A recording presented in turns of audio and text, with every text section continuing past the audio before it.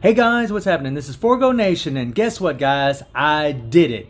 I decided to tier 3 old boy, and I gotta tell you guys, he's okay. He's not great, he's not awesome, he's okay. Pretty much the same feeling I had when I had him at level 60, to be honest, guys. Now that he's level 70 and he's tier 3'd, I feel the same way. I do think he should be stronger. I don't think he's really as strong as he should be, but he's not bad. He's not terrible. And I went with Cyclops for a couple reasons. One, because it seemed like a lot of you guys in the comments preferred me to go for Cyclops. There was quite a few Doctor Strange, but it seemed like Cyclops, there was just more. And Cyclops is going to help me in ABX more because I already have Iron Man for Male Blast Day, and he can get the cap score if I really want him to. It's a little difficult, but he can do it. So I really don't need Strange for that. Strange would just benefit me as far as doing like Cull Obsidian, and I'm not really too worried about that, to be honest, right now, guys. I will eventually tier 3 Strange, and Cyclops is going to replace Magneto, which is something I really want. I'm actually tired of playing Magneto, which is sad to say because I actually like him a whole lot more than I do Cyclops in the comics. But Cyclops is a whole lot more fun. Maybe it's because he's new, I don't know, but he's just a lot more fun. So I said the hell with it and went with him. Now he got a decent energy attack bump. He got, on my account, he got about almost 11,000 extra energy attack, which is pretty awesome, guys. That is pretty sweet. So he has 48,000 energy attack. He has a max attack speed, almost 40% crit rate, 167 critical damage, max ignore defense, and max kill cooldown. All of his gears are at 25, obviously. He still has just the 5-star energy attack Urus. And all I did, guys, I had him at level 60, took him up to level 70, and then I just tier 3'd him. I haven't changed the build at all, except for one other thing. And all of his skills are 6. And you take a look at the tier 3, there's really nothing special here, guys. I mean, as far as I'm concerned, since I'm like a PvE-oriented player, the increased damage by 90% is really the thing that I like to see. It's a real shame that decreased fire resist by 20% doesn't apply to World Boss. I think that would really help him. I think that would be a whole lot better. And I don't think it would break the game if it did apply. It just, I don't know, guys. He should be a little stronger. He doesn't, he's not underwhelming, but he's not great. He's just okay. That's pretty where he's at for me. But now we're getting that invincibility for 6 seconds. Now I still think if you want this guy to be easy to play, Immunity Guard Break is going to be the way to go because you'll still get guard broken every other rotation. You're only going to bring up this tier 3 every other rotation, so you're only going to have that Immunity Guard Break for that 6 seconds. So Immunity Guard Break can still be a good idea, but it's not going to be optimal as far as doing the most damage. It just won't be, guys. Now, I do have a fully awakened Power Ranger Hawk set. This was Overdrive, and I wanted to max out that attack speed, so I decided to switch over Power Ranger Hawks, especially since there's a 50% discount, so why not? And of course, it's fully awakened, so that's another step up there. And I'm still running the same obelisk. A lot of you guys wanted to see what this guy could do with this obelisk, so sure, why not? It makes him a lot easier to play, to be honest, guys. And his uniform is at Legendary. I will get this thing to Mythic as soon as I get a few more bios, which I should have in about 3 more days. I should have all the bios for him in about 3 more days, and then I'll get him up to Mythic. And we take a look at the uniform options. You got the Loki uniform here. You got Ant-Man, and then you have the X-23 uniform, which is a good uniform, but I don't need any more ignore defense, so I don't see the point in ranking this up. And then I got Emma Frost. And, you know, if I end up putting a Rage on Cyclops, I'll change this first stat here to dodge and keep this one here. And we'll talk about Emma later, guys. I'm not finished talking about her, but we'll get to her in another video. And then for the last option, whoops, wrong button, upgrades what we want to push. You have the Spider-Gwen uni, which is a decent uni. And then I can add some extra energy attack or crit rate or crit damage or whatever I need in that last stat, as long as it's an available option.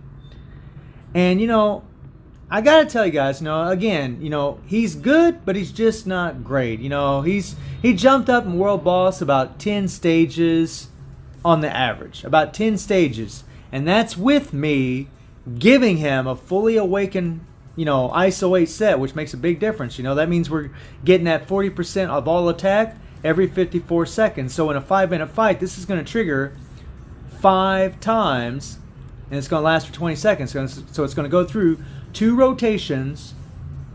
So you're gonna have 10 different rotations where that all attack bump will be in effect. That makes a big difference. Not to mention you get the stat bumps from having these ISO 8 sets fully awakened. Their attack stats are higher than regular attack stats.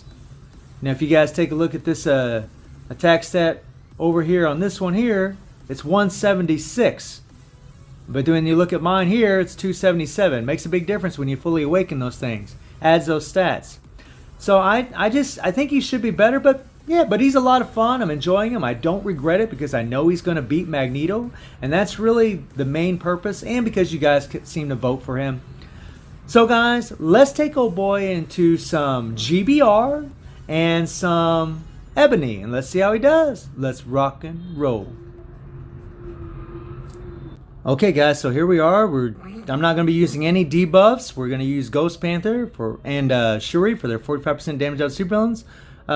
Yeah, and we're going to get it done. As soon as the ball gets rolling here. Come on now. There we go. And I was just curious to see what he could do. Now, on this day, guys, Master Mode is a blast type, so Cyclops has no advantage or disadvantage towards Master Mode. And you see the teams we got? We got a Tier 3 Thanos, ooh, and Silver Surfer and Shuri, ooh. They'll probably do most of the damage, but we'll see. And then we got Spider-Man, Quicksilver, and Rescue. No debuff there, okay.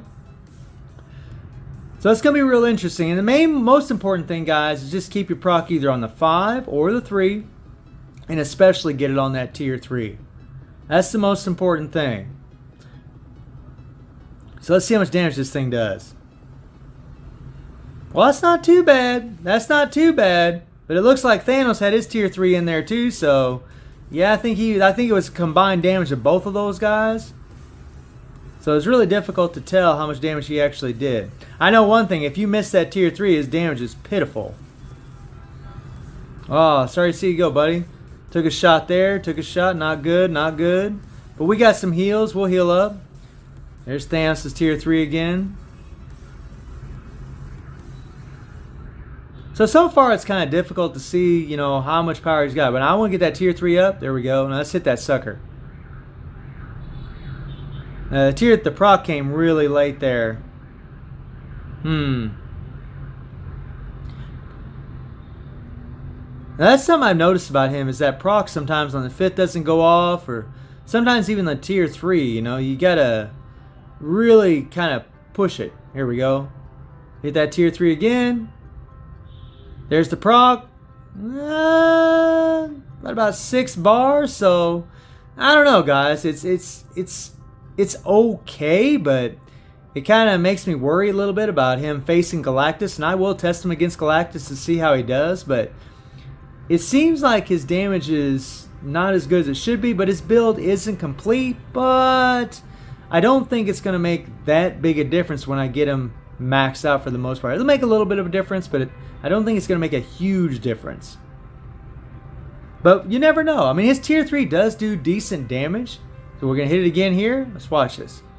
3, 4, about 7 bars, 8 bars. It's not too bad. It's not bad. Definitely not a Sharon Rogers level, but I really didn't expect him to be honest, guys. I don't really expect anyone to get that kind of power, although a lot of them should. So let's see who did the most damage here. Oh my God, he did 7. Well, okay. Maybe I underestimated Cyclops. Not bad, not bad. 2 minutes and 30 seconds, and he did about 78% of the damage, so that's not too bad, guys. So maybe there is some potential for Galactus. So let's take him into Ebony. Okay, guys, so I did this run just a couple days ago with him at level 60, and he still had the 5-star energy attack Urus, but he didn't have the fully awakened ISO 8 set, didn't have the uniform at legendary. The uniform was at normal. And now he's Tier 3. We're doing 10 stages higher. Same team, same strikers. And now we have a legendary uniform, and the ISO 8s are fully awakened. So quite the upgrade, and we're jumping 10 stages. Now, that Tier 3 did some pretty good damage there. That was pretty awesome. But here's the thing, guys. Stage 65 really isn't all that impressive. It's not really that great. For a character that does elemental damage, it just isn't that great. You know, Especially considering the build that I have on him right now. Yeah, we have 180% damage proc, and it's just a regular damage proc. It doesn't have chain hit that a CTP energy of offers, and this isn't a CTP of rage, but I still think it's not as good as it should be. It really should be better. Like, I mean, honestly, guys, Psylocke could easily come in here and do stage 70 like it's nothing with a normal ranked uni and 180% damage proc. Yeah, guys, I mean, she would mow through it. And, you know, we're using his leadership with his 35% all attack. He's got 30% energy attack in his passive. He's getting 90% extra damage dealt to supervillains from the Shuri and Ghost Panther. And he's getting 50% extra fire damage from Ghost Panther. It's just, yeah, I mean, I find it's not as good as it should be, you know. But I know he's going to be the ABX meta for Blast Villain Day, and that was, you know, that was a big reason why I decided to tier 3 him. You know, I'll get him there. Now there, I missed my proc, hit my proc on my 5th skill, dang it. But a lot of times if you miss your proc on your 5th, you want to hit your 3rd and try to get the proc there. Like right there, I got my proc on the 3rd skill. And yeah, guys, I mean, he's just, you know, he's okay. I mean, that's really all I can give him, unfortunately. You know, he's okay. You know, he's definitely fun to play, definitely easy to play. I mean, you just hit 5, 4, 2, 1, 3, and then when the 5's off cooldown, hit the 5 again, and you can pretty much keep the damage proc where it belongs. I mean, he's easy to play.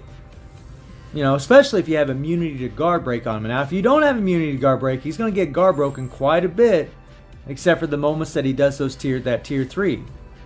Well, the thing is, when you do the tier 3 and you don't have immunity to guard break, right? Say you hit the tier 3. Well, it's going to last about 4 seconds, 3-4 seconds. Well, you're not going to hit your 5th skill afterwards because you want to wait to hit the damage proc on the 5th skill. You want to wait for the damage proc to reset. So you actually, after you do your tier 3, you'll do the 4, 2, 1, 3, and then hit the 5. Well, by the time you get back on the 5th skill, your invincibility is gone. So yeah, I mean, with a rage it makes more of a difference, you know, having that invincibility, because you can do your tier 3 and then your 5th skill right afterwards and chain them together, because the rage CTP, the proc stays engaged for the entire 5 seconds. But with the damage proc, it's a different story. It's just, yeah, guys, I mean, unless you're being, whoa, careful, unless you're being really competitive, I'd probably just put an immunity to guard break on him. But I can tell you right now, guys, CTP of energy or a rage is going to be optimal for this dude for sure. Especially knowing that I can probably chain that tier 3 into the 5th skill, get that much more damage. So I don't know. We'll have to wait and see. Now let me know what you guys would like to see me do Galactus GBR with. Do you want to see it with a CTP of energy? Do you want to see it with this obelisk, or would you like to see it with a rage? Honestly, guys, I don't think he has a prayer of doing it with this obelisk. I think you're definitely going to need a CTP of energy at the minimum, but probably a rage more than likely to take down or at least try to carry a team against Galactus with Cyclops. So guys, let me know what you think about Cyclops, and I hope you enjoyed the video. Thank you for watching. Y'all take care and have a good one.